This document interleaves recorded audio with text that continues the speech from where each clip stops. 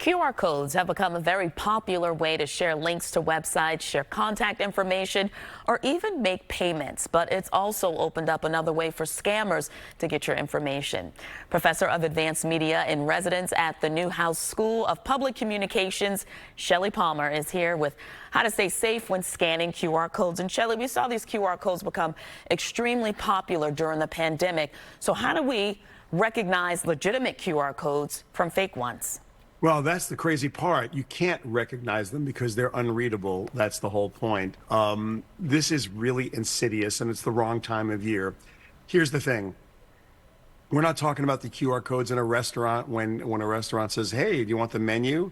What we're really talking about are QR codes that are on videos, like in YouTube videos, or QR codes that are outside on signs that are trying to make your life easy. What people are doing now, unfortunately, is they are replacing those QR codes with QR codes that take you either to mirror sites, so that's the same as a phishing attack, or worse, that are going to put a virus or leave your phone vulnerable to attack.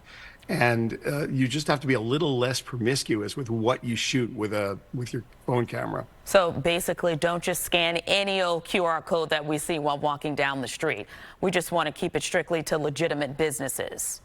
Well, what you believe are legitimate businesses, certainly inside the business, it's generally not a problem. But there have been really interesting scams where people have put stickers on ATMs. People have put stickers on signs outside with different QR codes. And again, there's two issues that you want to be looking for. One is just like you would with a phishing attack, where it takes you to a website that looks exactly like the website you think you're supposed to go to. Just check the URL and make sure it's actually that website. Misspellings in the URL, or maybe there's an extension. It's not the .com you expected. It's something else, or there's a couple of extra letters. Just be sure if it's taking you to a site you think you know that it's actually that site. The other is just to be careful.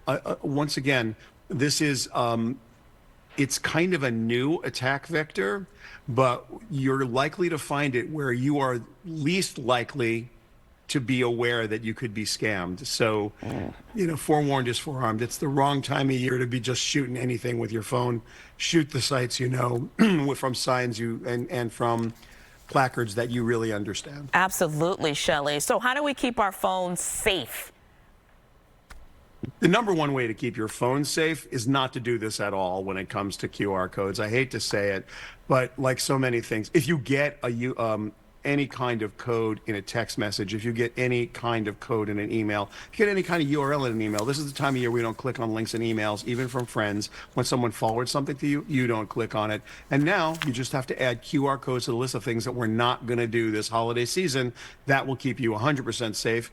And again, use your best judgment. I have to say, though, the scammers are getting a lot better at tricking all of us when we're not paying very close attention. So the rule is pay close attention. Yeah, absolutely. If there's a way to scam, scammers are going to figure out how. Shelly Palmer, always a pleasure.